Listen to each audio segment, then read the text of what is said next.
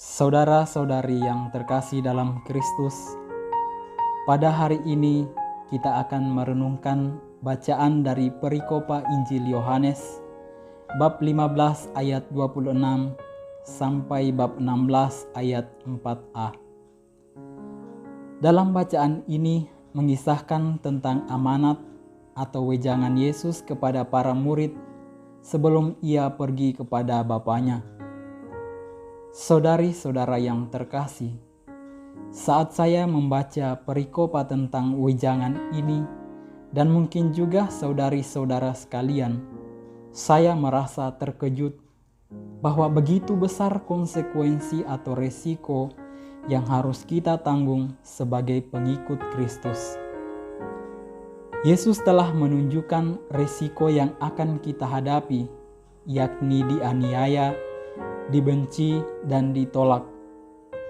Yesus mengatakan penderitaan itu kepada para murid agar saat hal itu terjadi, mereka tidak menolaknya dan juga menolak Bapa. Saudari-saudara yang terkasih, saat ini apa yang dikatakan Yesus kepada para muridnya sungguh terjadi dan kita alami. Umat Kristiani saat ini banyak mengalami perlakuan diskriminatif, dibenci, ditolak, dan juga mengalami persekusi. Dan lebih konkret lagi persoalan yang kita hadapi saat ini yaitu wabah virus corona, di mana kegiatan-kegiatan peribadatan bersama di gereja, termasuk perayaan Ekaristi Kudus, harus ditiadakan untuk sementara. Mengalami persoalan-persoalan itu, tentu kita mengalami banyak ketakutan dan kecemasan. Saudari-saudara yang terkasih, menghadapi tantangan itu, apakah kita sungguh mengingat dan melaksanakan amanat atau wejangan Yesus, yakni agar kita tidak menolak dan membencinya? Jangan-jangan kita juga bersikap seperti orang-orang yang tidak mengenal Bapa dan Anak Tuhan kita Yesus Kristus, yakni menolak percaya kebenaran yang Yesus wartakan, meskipun pewartaannya itu dibuktikannya dengan sengsara, wafat, dan kebangkitannya.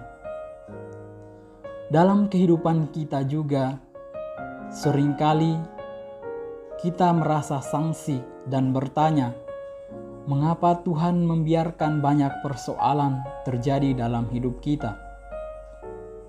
Saudari-saudara yang terkasih, melalui bacaan hari ini, kita dapat mengetahui bahwa Yesus tahu benar apa yang kita hadapi, apa yang dihadapi para murid pada saat ia hendak meninggalkan mereka.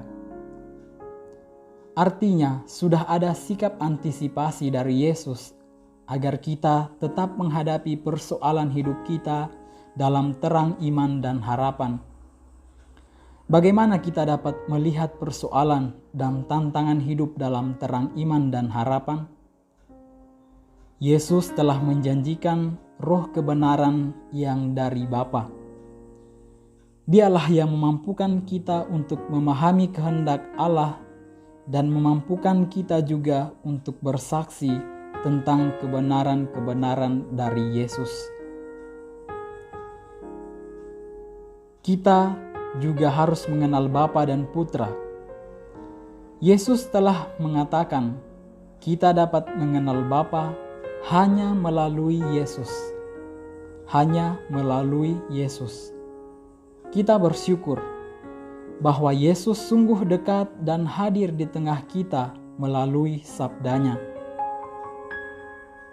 Dialah Sang Sabda yang hidup di antara kita, agar kita semakin mengenal Dia dan Bapa.